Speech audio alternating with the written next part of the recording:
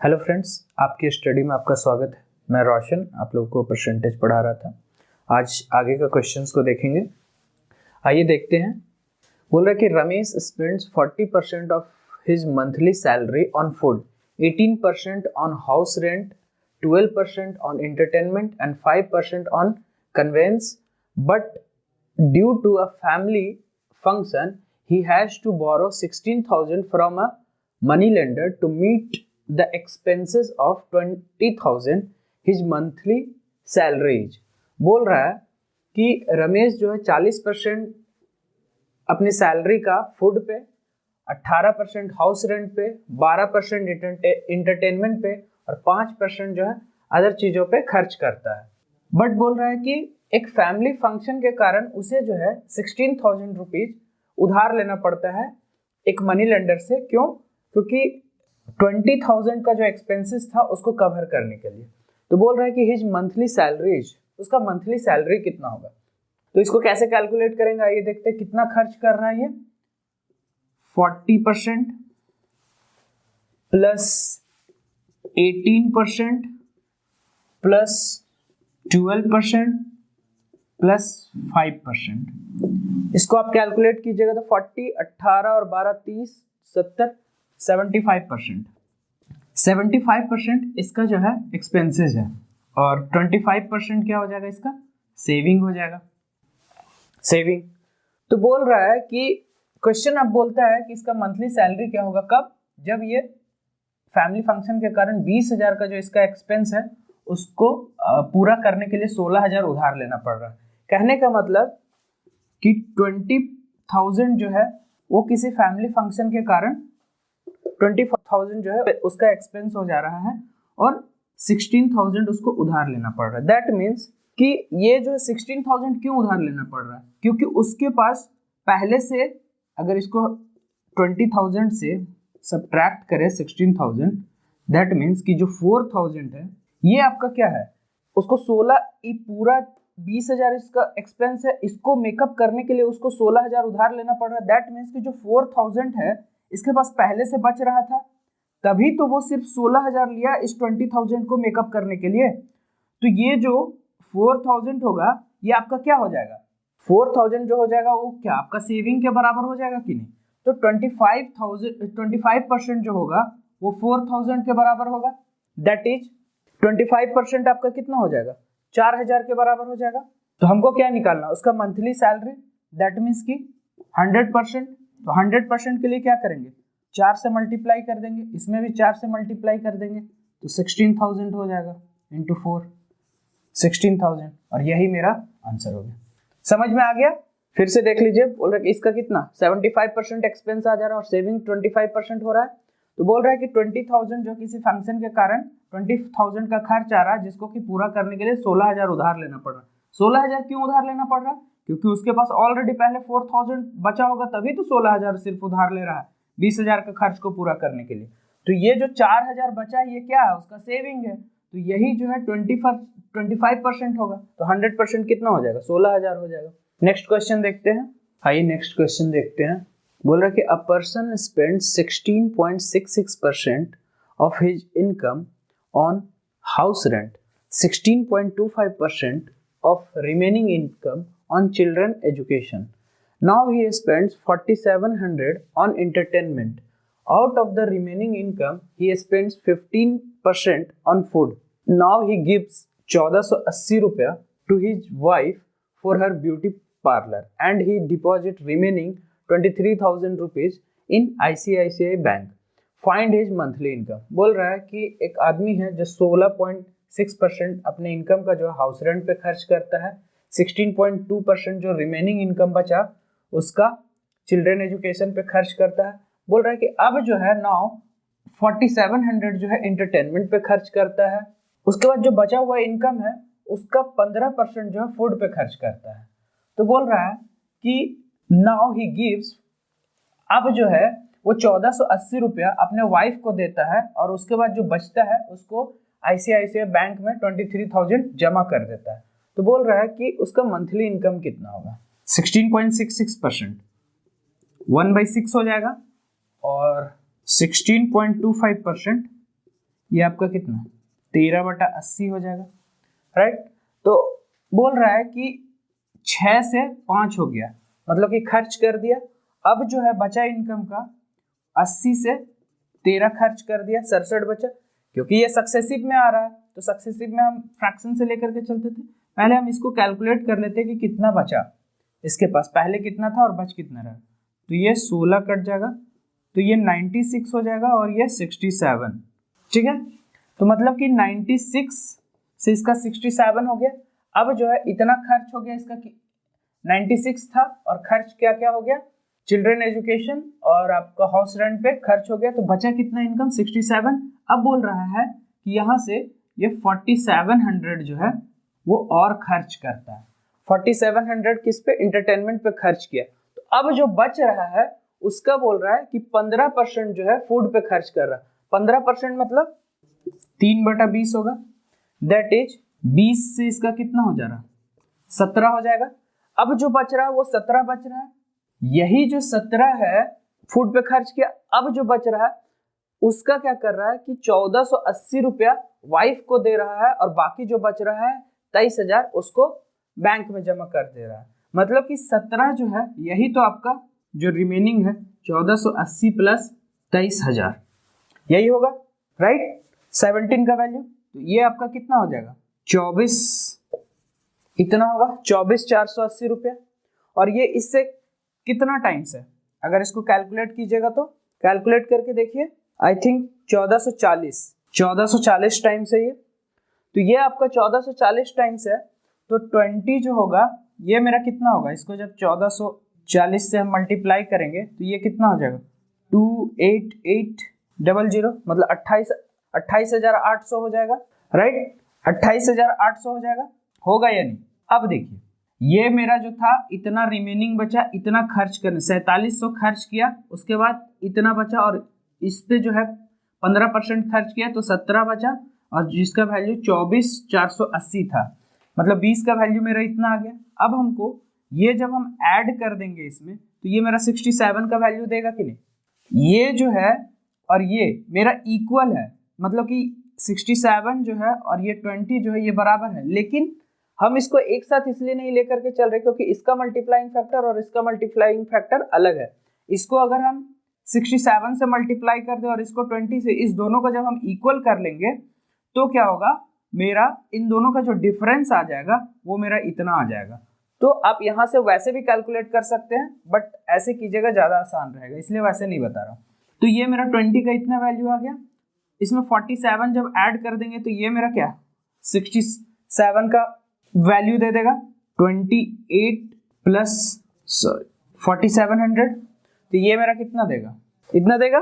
समझ में आ रहा है ना क्या बोल रहा है क्वेश्चन। मैं पहले निकाल लिया कि मेरा कितना खर्च हुआ हाउस रेंट पे और चिल्ड्रन का एजुकेशन पे, तो 96 था मान लिया, तो 67 जो भी खर्च हुआ उसके बाद इतना बचा। अब बोल रहा है कि 67 से 4700 जो है वो खर्च हुआ और आपका इंटरटेनमेंट पे, उसके बाद जो बचा, जो रिमेनिंग यहाँ पे बचा वो आपका 15% जो है फूड पे खर्च हो गया। तो 15% मतलब क्या हो गया 3/20, तो बचा होगा 20, तो 17 बचा, तो 17 का जो वैल्यू है वो आपका ये आ गया 1480 और 23,000, क्योंकि ये दोनों ही लास्ट में बच रहा है, अपनी वाइफ को और बैंक में डिपॉजिट कर रहा है। तो ये 17 का 1440 मल्टीपल है, इतना का मल्टीपल है, तो 20 टाइम्स में निकाल लिया तो 28,800 आया। अब इसको जब मैं इससे ऐड कर दूंगा तो ये वैल्यू मुझे दे देगा, तो ये मेरा कितना आ गया 33,500। ये आपका कितना का मल्टीपल है 67 गुने 5, 6×5 30 और 7×5 35, ये 500 का मल्टीपल है। ये मेरा 500 का मल्टीपल है, तो हमको क्या बोल रहा है कि उसका जो मंथली इनकम होगा वो कितना होगा। हाँ, ये 96 जो है, अब 67 कितना हो गया 500 टाइम्स हो जाएगा 33,500 का। तो मुझे क्या मंथली इनकम निकालना है 96, मेरा क्या हो गया टोटल मंथली इनकम होगा। तो ये कितना हो जाएगा 96 इंटू 500 टाइम्स, तो आपका कितना हो जाएगा 9×5 45 और 6×5 30, 450 और 30 480, 48,000 आंसर। समझ में आ गया। आइए नेक्स्ट क्वेश्चन देखते हैं। बोल रहा है कि as Prabhat was buying a book to gift to his friend, he first paid the shopkeeper 60% of the money that he had with him. However, he immediately realized that the amount he paid was only 80% of the price of the book. So he further offered 55% of the money remaining with him to shopkeeper and received Rs 56 rupees chocolate in return as change along with the book. What is the amount left with Prabhat after he bought the book? बोल रहा question बोल रहा है, प्रभात है अपने दोस्त के लिए गिफ्ट खरीदने जाता है, बुक गिफ्ट करने के लिए। वो शॉपकीपर को जो है पहले 60% जो उसके पास जो मनी था उसका 60% वो देता है। फिर उस रियलाइज करता है कि जो बुक का जो अमाउंट है, प्राइस है, वो 80% ही पेड हुआ है। तो फर्दर उसके पास जो बचा हुआ है उसका मनी का 55% वो फिर से शॉपकीपर को देता है। तो शॉपकीपर जो है 56 रुपए का जो है चॉकलेट उसको चेंज के रूप में रिटर्न करता है। तो क्वेश्चन बोल रहा है कि जो अमाउंट उसके पास बचा किताब खरीदने के बाद तो वो कितना रुपया है। तो आइए कैलकुलेट करते हैं कैसे होगा। बोल रहा है कि 60 रुपीज, 60% मनी वो पे किया, 60% वो पे किया, 100% था उसके पास, मान लिया 100 रुपीज था तो 60 रुपीज वो पे कर दिया। अब बोल रहा है कि ये पे किया तो ये जो 60 रुपीज है, ये 60 जो है पे किया तो ये जो था उसको पता चला कि ये 80% ही है।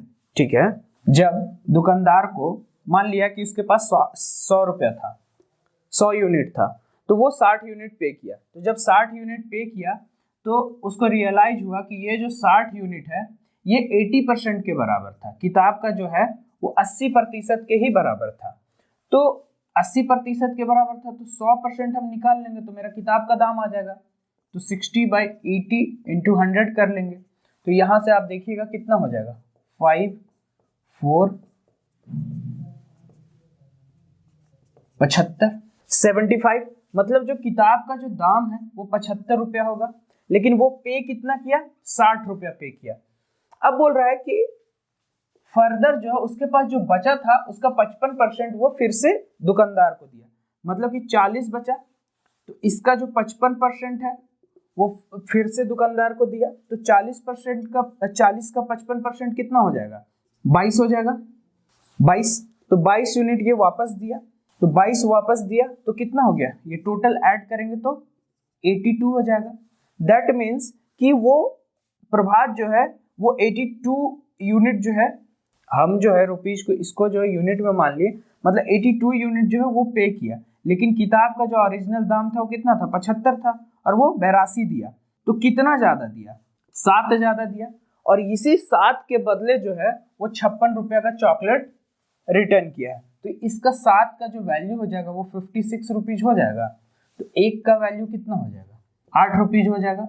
तो क्या बोल रहा है कि प्रभात जो है उसके पास कितना अमाउंट बचा है किताब खरीदने के बाद, तो वो 82 रुपया दे दिया है। 100 रुपया था उसके पास, 82 यूनिट दे दिया तो उसके पास कितना बचा, 18 बचा। 18 बचा तो 18 एक का जो है वो 8 रुपया, तो 18 का कितना होगा, 144 हो जाएगा। समझ में आ गया। क्वेश्चन बोल रहा था कि 60% जो है वो उसके पास जो मनी था उसका 60% दुकानदार को दे दिया, लेकिन फिर भी प्रभात को फिर रियलाइज हुआ कि जो किताब का दाम है उसका तो 80% ही वो दिया। तो 80% 60 के बराबर हो गया, तो किताब का दाम हम यहाँ से 100% निकाल लेंगे जो कि 75 आ गया। तो 75 रुपया किताब का दाम था और वो 60 रुपया दिया। तो फिर जो है उसके पास जो बचा था 40 रुपया जो बचा हुआ था उसका 55% फिर वो दुकानदार को दिया। तो मतलब 22 रुपया फिर एक्स्ट्रा दिया, और ये 22 दिया तो 60 और 22 कितना हो गया, 82। तो 82 रुपया वो दिया दुकानदार को, लेकिन किताब का दाम था 75 रुपया, तो वो एक्स्ट्रा कितना दिया, 7 रुपया दिया। और यही जो 7 रुपये का था वो 7 यूनिट जो था वो 56 रुपये का दुकानदार जो चॉकलेट था वो एज ए चेंज इसको रिटर्न कर दिया। तो एक का हो गया 8 रुपये। तो 100 में से उसके पास जो रिमेनिंग था कितना था, 18 था। तो 18 × 8 कितना हो जाएगा, 144 रुपीज, ये आंसर। आइए नेक्स्ट क्वेश्चन देखते हैं। बोल रहा है कि at IIM 60% of students are boys and rest are girls. Further 15% of boys and 7.5% of girls are getting a full fee waiver. If number of those getting full fee waiver is 90, find total number of a student getting 50% concession if it is given that 50% of those not getting full fee waiver are eligible to get half fee concession. Question कह रहा है कि IIM में 60% student boys है और बाकी जो है वो गर्ल्स है। उसके बाद बोल रहा है कि 15% जो बॉयज है और 7.5% जो गर्ल्स है उसको फी में 100% छूट मिलता है, उसको फी नहीं लगता है। बोल रहा है कि यदि number of those getting full waiver, बोल रहा है कि जिसको पूरा फी नहीं लगता है, जो फुल वेवर है, फी वेवर है, उसका जो संख्या है वो 90 दिया हुआ है। तो बोल रहा है कि टोटल नंबर ऑफ स्टूडेंट्स निकालिए जो 50% कंसेशन, जिसको 50% कंसेशन छूट मिल रहा है। और ये दिया हुआ है कि 50% of those not getting full fee waiver are eligible to get half fee. जो 50% स्टूडेंट है जो कि फुल फी वेवर नहीं ले रहा है, मतलब कि जिसको पूरा फी में छूट नहीं मिल रहा है, वो एलिजिबल है हाफ फी कंसेशन के लिए। तो आइए देखते हैं क्या बोलता है। बोल रहा है कि बॉयज और गर्ल्स ये 60% है तो ये 40% होगा। बोल रहा है कि 15% जो बॉयज है वो उसको फी में छूट मिल रहा है, तो 60 का अगर 15% हम निकालें तो कितना हो जाएगा, 15 छक्का 90, 9 आ जाएगा। और अगर मान लिया जाए कि 40 का, तो ये कितना आ जाएगा, 3 आ जाएगा, राइट। 75 चौके 300, तो ये 9% आ गया और ये 3% आ गया, राइट, क्योंकि ये मेरा 60% है, ये 40% है। तो यहां से हम निकाले तो ये टोटल मेरा कितना हो गया, 12% हो गया, यही होगा, ठीक है। 12% बोल रहा है कि 12% जो है इसको फी नहीं लग रहा और इसका जो वैल्यू दिया हुआ वो 90 दिया हुआ। तो यहाँ से हम 4% निकाल लेंगे, ये मेरा कितना हो जाएगा, 3 से डिवाइड करेंगे तो 30 हो जाएगा। तो 4% का वैल्यू मेरा आ गया 30 स्टूडेंट मतलब 4% के बराबर है। अब बोल रहा है कि जो अब कितना है, 12% स्टूडेंट है जिसको कि फी नहीं लग रहा, दैट मीन्स कि जो रिमेनिंग बचा वो कितना बचा, 100 माइनस 12%, 88%। 88% ऐसा स्टूडेंट है जिसमें से बोल रहा है कि 12% को फी नहीं लग रहा। अब जो बचा 88% स्टूडेंट, उसमें क्या बोल रहा है कि 50% जो कंसेशन मिल वैसे स्टूडेंट का संख्या हमको निकालना जिसको 50% कंसेशन मिल रहा है। और यहाँ एक दिया हुआ है कि क्लाउज कि 50% जो है स्टूडेंट जिसको कि फी नहीं मिल रहा, फी वेव मतलब कि फी में छूट नहीं मिल रहा है, वो क्या है, एलिजिबल है 50% कंसेशन का। आधा स्टूडेंट जिसको कि फी नहीं मिल रहा है वो एलिजिबल है किस चीज के लिए, हाफ फी कंसेशन के लिए। मतलब कि तो कितना, 88 का जो हाफ होगा वो कितना, 44% होगा, राइट, 44% होगा। ये जो 44% होगा इसको क्या है कि जो 50% कंसेशन मिलेगा छूट में। तो 4 का वैल्यू 30 है तो 44 का कितना हो गया, 44% कितना हो जाएगा, अगर 4% मेरा 30 है तो ये 11 से मल्टीपल होगा, ये भी मेरा 11 से, 330, और यही मेरा आंसर। समझ में आ गया। आइए नेक्स्ट क्वेश्चन देखते हैं। क्वेश्चन बोल रहा है कि in an election between two candidates Ravi and Amit 33.33 voters didn't participate. 33.33% जो वोटर्स वो पार्टिसिपेट नहीं किया वोटिंग में, और 16.66% वोट जो है वो इनवैलिड हो गया। तो बोल रहा है कि विनर जो है वो 56.25% टोटल वैलिड वोट से, बोल रहा है कि जो विनर है वो 56.25% जो है वैलिड वोट का उसको मिला, और जीता कितने से, 5460 वोट से। तो बोल रहा है कि find the total number of voters in the voting list. Voting list में जो टोटल नंबर ऑफ वोटर्स है वो हमको कैलकुलेट करना है। मान लिया कि टोटल नंबर ऑफ जो वोटर्स है वो x है वोटिंग लिस्ट में, तो बोल रहा है कि 13.33 जो वोटर्स है वो पार्टिसिपेट नहीं किया। टोटल नंबर ऑफ x है 13.33%, आपका कितना हो जाएगा, 2/15 हो जाएगा, राइट। तो 2/15 जो है पार्टिसिपेट नहीं किया, तो पार्टिसिपेट कितना किया, मान लिया जाए कि 15 था तो 2 पार्टिसिपेट नहीं किया, तो कितना, 13, तो मतलब कि 13/15 पार्टिसिपेट किया, x का 13/15 पार्टिसिपेट किया। अब बोल रहा है कि 16.66% वोट्स आर डिक्लेयर इनवैलिड, और 16.66% वोट जो है वो इनवैलिड हो गया। 16.66% मतलब 1/6, तो 1/6 अगर वोट इनवैलिड हो गया तो वैलिड कितना होगा, 5/6 होगा। तो ये जो टोटल है ये मेरा क्या हो गया, वैलिड वोट हो गया। वैलिड वोट होगा या नहीं। अब बोल रहा है कि जो विनर है वो 56, विनर जो है 56.25% वोट लाया, ठीक है। 56.25%, ये आपका कितना हो जाएगा 9/16 हो जाएगा, राइट। 9/16 हो जाएगा क्योंकि 1/16 8 पॉइंट समथिंग होता है, 8.25 6.25 होता है, तो 9 छके 54, हाँ ठीक है, ये 9/16 हो जाएगा। अब देखिए जो विनर है वो 9 वोट लाया, 16 मान लीजिए कि वोट गिरा वैलिड वोट, तो विनर जो है 9 वोट लाया, तो जो लूजर होगा वो कितना लाएगा 7 वोट लाएगा, राइट। 16 से अगर ये 9 वोट लाया तो दूसरा जो है वो कितना लाएगा 7 लाएगा, तो जो डिफरेंस होगा, जो विनर जो जीता है जिस मार्जिन से, वो कितना होगा 2 होगा, राइट। तो ये जो 2 है कितना का 2/16 होगा, इतना ही से तो विनर जीता है ना, समझ में आया। जैसे कि विनर जो है 9/16 वोट लाया, तो लूजर कितना लाया होगा 7/16 लाया होगा, तो जो मार्जिन होगा जिससे कि विनर जीता हो कितना 2/16 से जीता होगा, तो जब 2/16 से जीता किसका वैलिड वोट का, तो ये मेरा वैलिड वोट है, तो इसका 2/16 जो होगा यही तो मेरा 5460 वोट के बराबर होगा या नहीं, क्योंकि इतना वोट से जीता है, तो यहाँ से हम x निकाल लेते हैं। तो जब x को इधर ले जा करके आप मल्टीप्लाई कीजिएगा, यहाँ से कट कर देते हैं, 3 हो गया, 3 हो गया, ठीक है। अब इधर इसको ले जाइएगा, 54 60 इंटू 9 इंटू 16 डिवाइडेड बाय 13, ये 13 से कट जाएगा, 13 चौके 52, 2 आ गया, 13 दूनी 26, 13 चौके 52, 13 दूनी 26। अब इसको मल्टीप्लाई कीजिएगा तो ये आपका आ जाएगा 60480, यही आपका टोटल नंबर ऑफ वोटर्स होंगे। समझ में आ गया। नेक्स्ट क्वेश्चन की ओर बढ़ते हैं। नेक्स्ट क्वेश्चन देखते हैं। बोल रहा है कि there are 2 candidates P and Q in an election during the campaign 40% of the voters promise to vote for P। बोल रहा है कि 40% जो है वोटर्स वो प्रॉमिस किया P को वोट देने के लिए, और बाकी जो है Q को देने के लिए प्रॉमिस किया। However, on the day of election, election के दिन 15% जो वोटर था वो मुकर गया, और वो जो है प्रॉमिस तोड़ करके वो P को ना वोट दे करके वो Q को वोट दे दिया, और 25% जो वोटर्स है वो मुकर करके Q को ना वोट दे करके वो P को वोट दे दिया।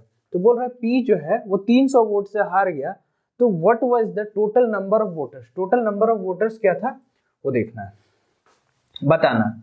तो बोल रहा है कि 40% वोटर्स है, ये P हो गया, ये Q हो गया। बोल रहा है कि P को जो है 40% प्रॉमिस किया था वोट देने के लिए, तो Q को 60% किया होगा, ठीक है। 40% P को प्रॉमिस किया देने के लिए और Q को 60%। लेकिन बोल रहा है कि जिस दिन इलेक्शन था P को जो है वो 15% जो वोटर्स था वो मुकर गया और वो Q को दे दिया। मतलब 40 का अगर 15% निकाले तो कितना होगा, 15 चौके 60, 6 होगा। तो 6 जो है वो इसको ना दे करके इसको दे दिया 6%, ठीक है।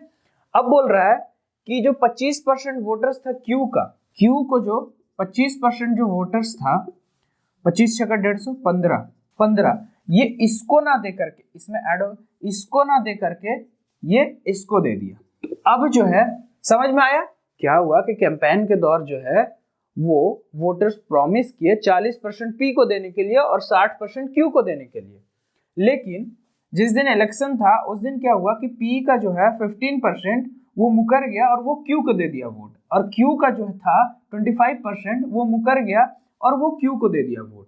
तो 40 का जो 15% है वो 6 होगा, वो Q को दिया, और 60 का जो है 25% वो 15 होगा, वो P को दिया वोट। तो अब देखते हैं कि टोटल जो वोट पड़ा P को कितना पड़ा और Q को कितना पड़ा।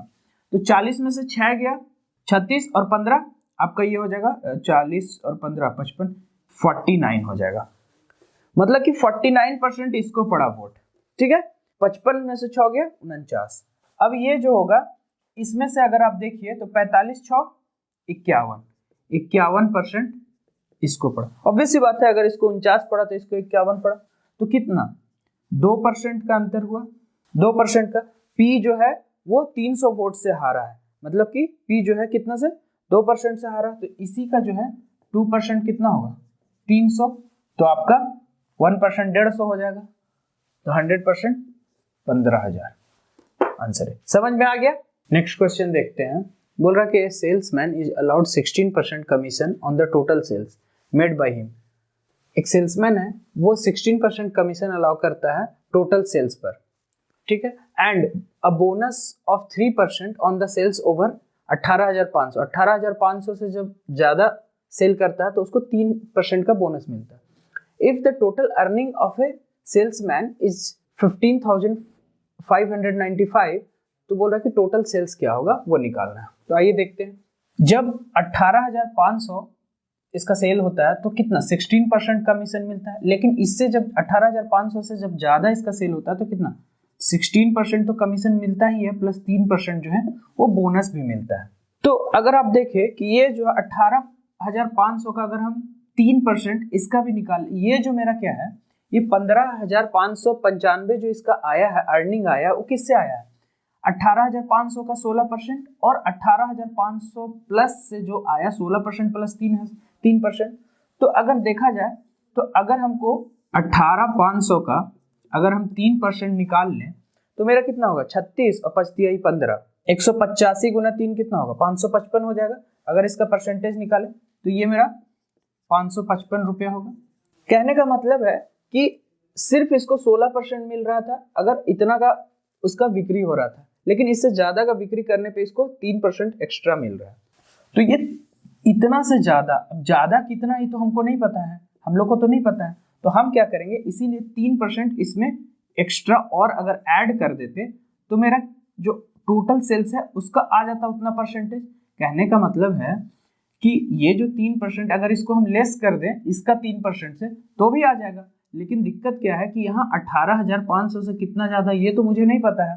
दैट मीन्स कि 18,500 का अगर 3% जो होगा वो मेरा इसमें अगर ऐड हो जाएगा तो वो कितना हो जाएगा कि जो टोटल सेल्स है, मेरा जो टोटल सेल्स है उसका 19% जो हो जाएगा, मतलब कि 16 और 3% वो आपका कितना हो जाएगा 15,595 प्लस 555 होगा। इतना समझ में आया? नहीं समझ में आया तो मैं फिर से बताता हूँ। मान लिया जाए कि ये x है और ये y है। x मैं इसको मान लिया 18,500 का और 18,500 प्लस को मैं y मान लिया। मान लिया कि ये 16% है और ये मेरा 16% प्लस 3% है, ठीक है।